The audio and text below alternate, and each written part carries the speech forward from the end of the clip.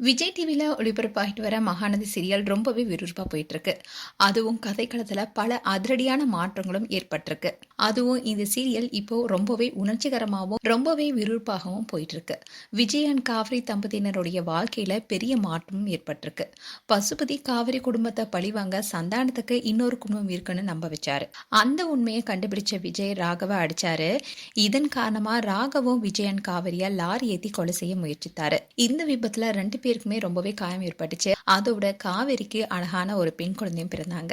ஆனா காவேரிக்கு பலத்த அடிபட்டதன் காரணமா அவங்க பழைய நினைவுகள் எல்லாமே இழந்துட்டாங்க. இதை தனக்கு சாதகமா பயன்படுத்திக்கிட்ட விஜயோடைய பாட்டி விஜயையும் காவேரியையும் பிரிக்கணும்னு முடிவெடுத்தாங்க. இதுல இன்னொரு ஆச்சரியமான விஷயம் என்னன்னா, பாட்டியோட திட்டத்துக்கு தாத்தாவும் சம்மதம் தெரிவிக்கிற மாதிரி நடந்துக்கிறாரு. இந்நிலையில தான் காவேரியுடைய அம்மா கிட்ட விஜயோடைய பாட்டி என்ன சொன்னாங்கன்னா, காவேரி மறந்தது எல்லாமே மறந்ததாவே இருக்கட்டும், அவளை நீங்க ஊருக்கே கூட்டிட்டு போங்கன்னு சொன்னாங்க.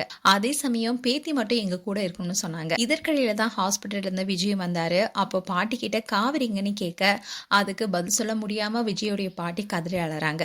குடும்பத்துல காவேரி இறந்து விட்டதாவே போய் சொல்லிடுறாங்க.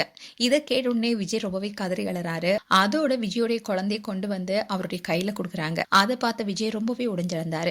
அப்ப பாட்டி உனக்காக இல்லைனாலும் உன்னுடைய குழந்தைக்காக நீ நல்லா வாழணும்னு சொன்னாங்க. அது மட்டும் இல்லாம இன்னொரு பக்கம் காவேரி எல்லா விஷயத்தையுமே மறந்துடுறாங்க. அவங்க குடும்பத்தை மட்டுமே நினைவுல சுமந்துட்டு செல்றாங்க.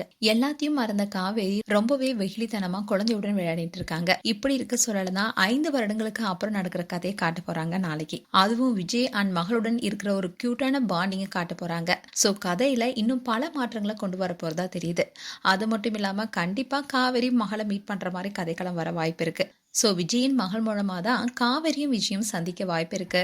இதை தொடர்ந்து தான் கதைக்களமும் நகர இருக்கு. சோ பொறுத்திருந்து பார்க்கலாம் கதைக்களம் எப்படி அமைய போகுதுன்னு. மகாநதி சீரியல் குறித்து உங்களுடைய கருத்துக்களை கமெண்ட் செக்ஷன் சொல்லுங்க. இது போன்ற வீடியோஸை பார்க்க நியூஸ் தமிழ் கிட்ஸ் சேனலை சப்ஸ்கிரைப் பண்ணுங்க. மறக்காம நோட்டிபிகேஷன் பட்டனை கிளிக் பண்ணுங்க.